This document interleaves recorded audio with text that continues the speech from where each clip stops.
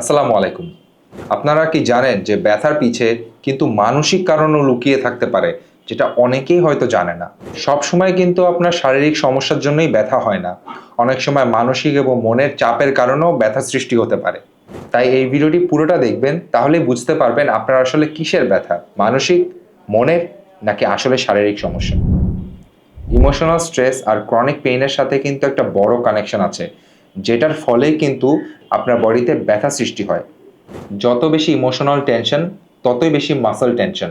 তাই আমাদের বুঝতে হবে আমাদের লাইফস্টাইলে বা কোনো কিছু যদি আমাদের আপসেট করে থাকে ইমোশনালি, সেটাকে আগে ঠিক করতে হবে এবং অ্যাড্রেস করতে হবে। তাহলে ইনশাল্লাহ আপনার মাসল টেনশন অনেকটাই কমে আসবে বা শারীরিক ব্যথাগুলো কমে আসবে।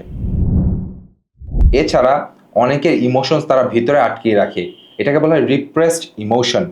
অনেকের যেটা হয়, তারা কোনো কথা শেয়ার করতে চায় না কারোর সাথে, তাদের স্ট্রেস বা ইমোশনাল ডিসঅর্ডার ভিতরে আটকিয়ে রাখে। এই কারণে রিপ্রেস স্ট্রেস নামে একটি সিনড্রোম দেখা দেয়। এই রিপ্রেস স্ট্রেসের কারণে কিন্তু ইনফ্ল্যামেশন বেড়ে চলে, এবং মানবদেহে ইনফ্ল্যামেশন যত বাড়বে ব্যথা তত সৃষ্টি হবে, এবং একসময় ক্যান্সারের মতনও ডিজিজেস চলে আসতে পারে যদি ঠিকভাবে অ্যাড্রেস না করা হয়। তাই তো আমরা দেখি অনেকে নন স্মোকার বা অনেক ভালো লাইফস্টাইলে থেকেও তাদের বিভিন্ন রকমের ক্যান্সার বা ডিজিজেস দেখা দেয়। এটা আসলে ইমোশনাল স্ট্রেসের কারণেও হতে পারে। Last but not the least, anxiety. এই মডার্ন লাইফস্টাইলে এসে কিন্তু মানুষের অনেক অ্যাংজাইটি হয়। আমাদের আশেপাশে অনেক মানুষ থাকে যাদের এই অ্যাংজাইটি থাকে। অ্যাংজাইটি হলো একরকম প্রবলেম। ধরেন কোনো কিছু নিয়ে ওভারথিঙ্ক করা, বা চিন্তার মধ্যে ডুবে যাওয়া এবং সেটা নিয়ে প্রচুর প্যারা খাওয়া বা ডিপ্রেশনে চলে যাওয়া। এটার কারণে তাদের মেন্টাল ডিসঅর্ডারও দেখা দেয়। তাই এই অ্যাংজাইটিকে সরাতে হবে। অ্যাংজাইটির কারণে অনেকের ঘুমও খারাপ হয়, এবং ঘুম খারাপ হলেই কিন্তু তার রিকভারি কমে যাবে, তাদের বডি রিকভার করবে না বা হিল করবে না। এর ফলে আপনার এজিং শুরু হয় বা বিভিন্ন রকমের রোগবালাই চলে আসে।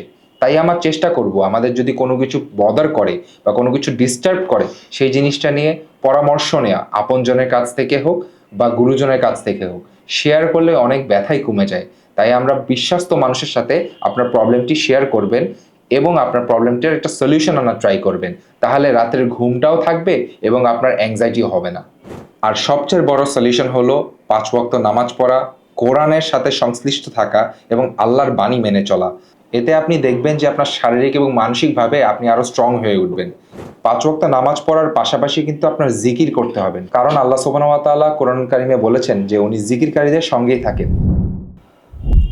Last but not the least, মনে রাখবেন যে আপনার যদি মাংসপেশি বা হাড্ডি বা জয়েন্টে ব্যথা হয়, তবে আপনি তাকফি স্ট্রেস রিলিফ অয়েলটি রাত্রে ঘুমানোর আগে মাসাজ করতে পারেন। এতে আপনার মাসেলগুলো বা জয়েন্টগুলো অনেক রিল্যাক্সড ফিল করবে এবং তাড়াতাড়ি আপনার ভালো ঘুমও আসবে এবং সুস্থও ফিল করবেন সকালে ইনশাল্লাহ। এই ভিডিওটি ভালো লেগে থাকলে আমাদের ইউটিউব চ্যানেলে সাবস্ক্রাইব করে দিন এবং বেল আইকনে চাপ দিয়ে রাখুন, যাতে পরবর্তী ভিডিও আপনি মিস আউট না করেন। ভালো থাকবেন সবাই। আসসালামু আলাইকুম।